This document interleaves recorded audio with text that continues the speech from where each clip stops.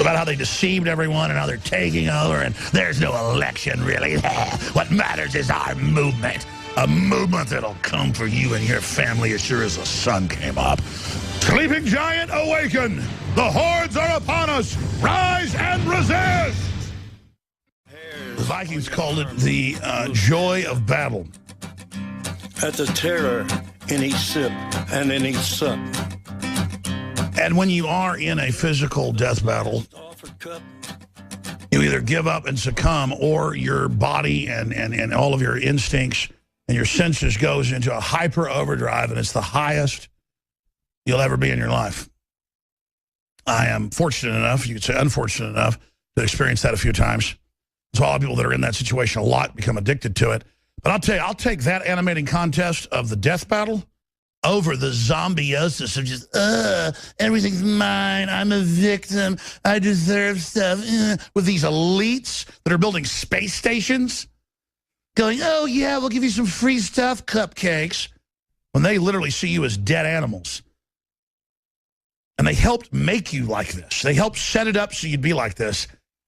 I don't know who's worse, quite frankly. I guess the engineers, but Leanne, I tell you, out there experiencing these people, I know she used to be what you call more liberal. So was I. It's not just that I was younger. I mean, I like liberal ideas, but it's that they twist it all. And it's all about being in control. And then like, we don't have elections, really. It's our takeover, our agenda. And it's like really creepy, weird old cult-like women. And then, and the Huffington Post came out and said basically kill Donald Trump, attack his supporters. They deserve it. They're not human. These are scary people, folks. But what's really scary is rolling over to them. These people aren't going to run the nuclear reactors and do the dirty jobs and work hard. Everything's just going to collapse with a bunch of, I don't know what to even say anymore. Leanne McAdoo, other points.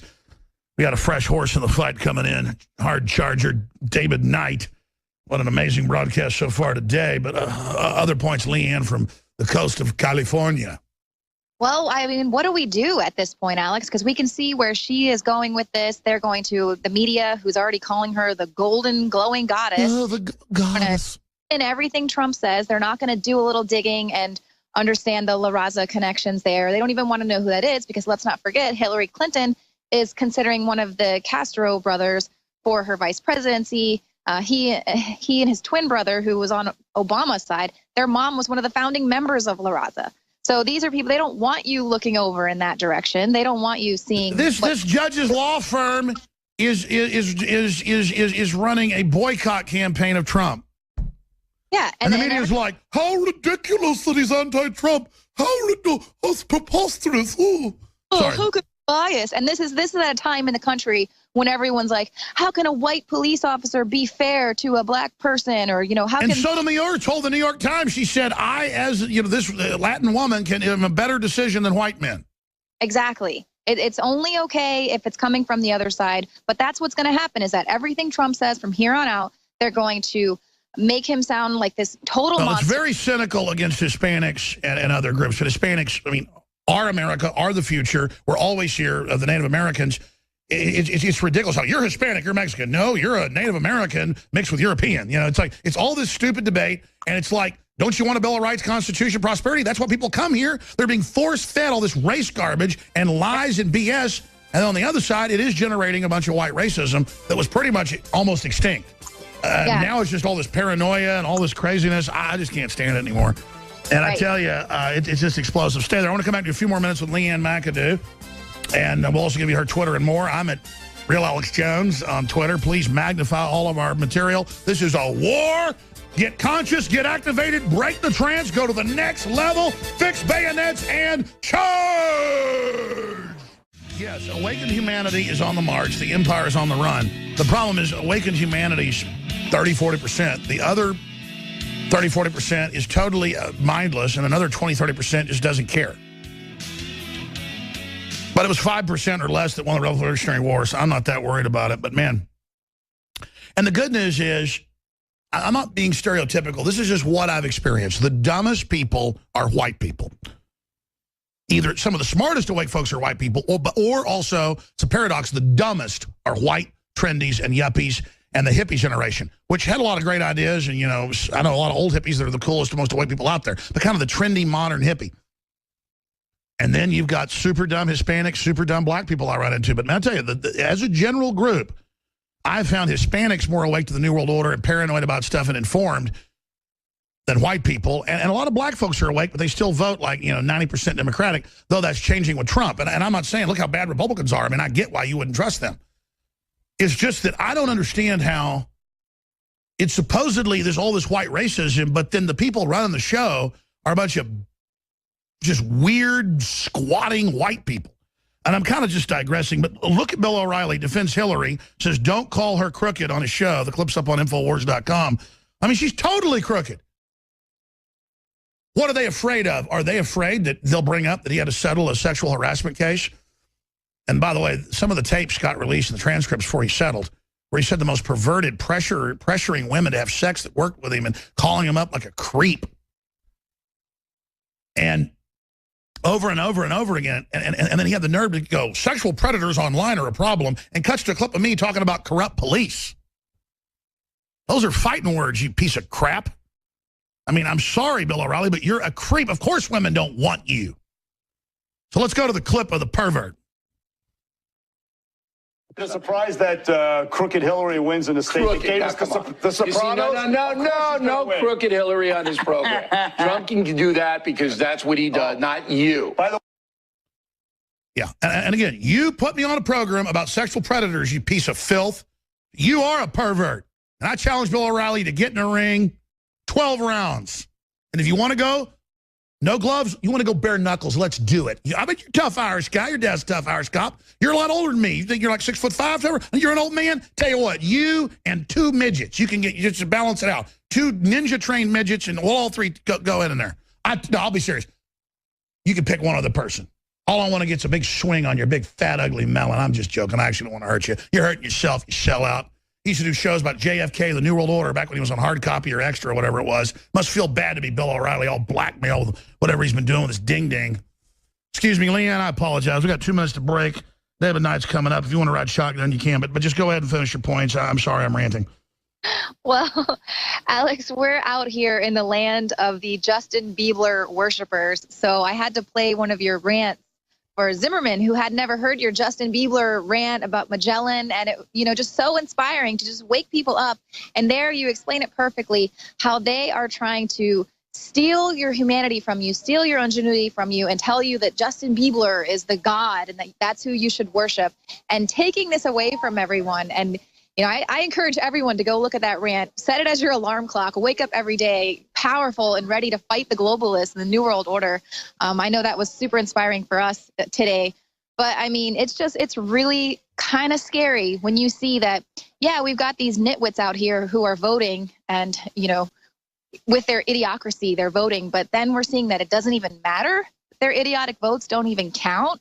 And they're just and they're actually happy about the fact that the superdelegates, because it's their gal who won, so it's fine this time around. If the system's all corrupt, we'll fix it next time around. How long is that Justin Bieber rant, the shorter version? Maybe David Knight wants to air that in the next segment. I think it's about 3 minutes. Can we pull up the Justin Bieber? You know what? I got a bunch of meetings to go to, and the woods are lovely, dark, and deep. There's miles to go before I sleep, but I'm going to hold over. We're going to pull up the Justin Bieber and play it, and then hand the baton to David Knight. Great job, Leanne McAdoo. And who knows, Knight may want you to pop back in, but you're filing a bunch of reports. Incredible job, Leanne McAdoo. Thanks, Alex. We'll see you when we get back. You bet. How fit is the football, the basketball, the Lady Gaga, the Justin Bieber, you know, who gives you these carbon tax messages. They tell your kids they got to love Justin Bieber, and then Bieber says, hand in your guns, pass the Cybersecurity Act, and you know, the police state's good, and then your children are turned into mindless vassals who now they look up to some twit instead of looking up to Thomas Jefferson or looking up to Nikola Tesla or looking up to Magellan. I mean, kids, Magellan's a lot cooler than Justin Bieber. He circumnavigated with one ship the entire planet. He was killed by wild natives before they got back to Portugal, and when they got back, there was only like 11 people alive of the 200 and something crew, and the entire ship was rotting down to the waterline. That's destiny. That's will. That's striving. That's being a trailblazer and explorer. Going into space, mathematics, quantum mechanics, the secrets of the universe. It's all there. Life is fiery with its beauty. It's incredible detail. Tuning into it. They want to shatter your mind talking about Justin Bieber. It's pure evil. They're taking your intellect, your soul, and giving you Michael Jordan and Bieber. Unlock your human potential. Defeat the globalists who want to shatter your mind, your doorways to perception. I want to see you truly live. I want to see you truly be who you are.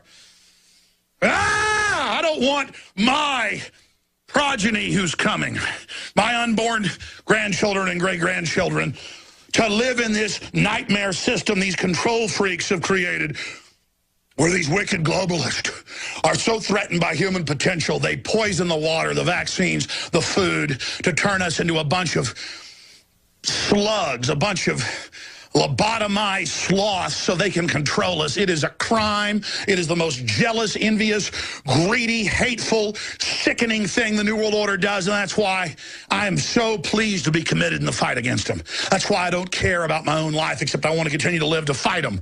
That's why I don't have fear. I only have fear of myself and my flesh and not being up to the challenge. And I ask you to look in the mirror and ask yourselves, what are you doing in this time of great challenge? What are you doing to unlock minds? Once you unlock a mind, once you unlock somebody, then they can unlock their soul. We can't unlock a soul. Only God can do that. But we can unlock minds. And once the mind is unlocked, once the intellect is turned on, then comes the discernment. Then comes the awakening of the soul. Then comes true enlightenment and empowerment. So the globalists seek to make you a bunch of jealous, stunted, weak, backstabbing, gibbering demons. All of us have the lower elements and the higher. We must strive for the higher. Stay with us! All right, that's Alex Jones' great rant about Justin Bieber and the people in society that are being dumbed down by this culture. I'm David Knight. This is the fourth hour of the Alex Jones broadcast. And I'm still picturing, as I'm watching Alex on his passion, I'm still picturing him in the ring with Bill O'Reilly and two ninja midgets. I would pay to see that, and I would lay a side bet on Alex. They could throw Justin Bieber in there, too, as well. I'd still bet on Alex with all four of them. You know, this is where we are, though, folks. When we look at the arrogance of Bill O'Reilly saying, don't call Hillary Clinton crooked. Really, come on. The transparency of the suck-up, I'm with her media that pretends that they are conservative Republicans. I mean, it's not just the people like Paul Ryan. We've seen this. They work hand in glove with each other, many of these people in Fox News. Here's Hugh Hewitt, okay? You saw him in one of the debates. He's got a radio show. The Hill says the GOP should change their convention rules to drop Trump. And I'm looking at this, I'm thinking, what arrogance? What arrogance? And we just looked at the massive increase in votes, a record number of votes that Trump has gotten this time. I think 1.5 million votes higher than the previous record. You look at the fact that the votes are up 40% over the previous record. You see that Hillary is crashing 30% less in California than she did the last time she ran in 2008.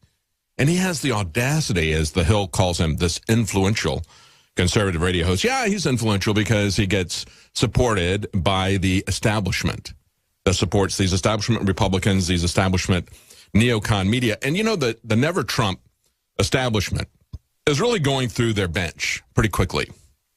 National Review's been thoroughly discredited. You've had Glenn Beck thoroughly discredited. You got Bill Kristol, who is a laughing stock now. It's just a week ago. Wasn't it just a week ago that he came out and said, we're going to have a real credible independent candidate to run. And then a couple of days later, it was some unknown writer from his own publication, The Weekly Standard. And remember, you spell that weekly with an A, okay, because that's what they put out. And he also wrote for the thoroughly discredited now National Review, David French. And then he thought about it for a week, and he says, I prayed about it, and I guess he realized he didn't have a prayer. He's out. It wasn't even reasonable for him to get in. At this point, there's a thing called ballot access. These people don't even seem to understand what that is. But, of course, they're used to the rules being waived for them, just like they waived the rules for John Kasich. We saw this many times when working to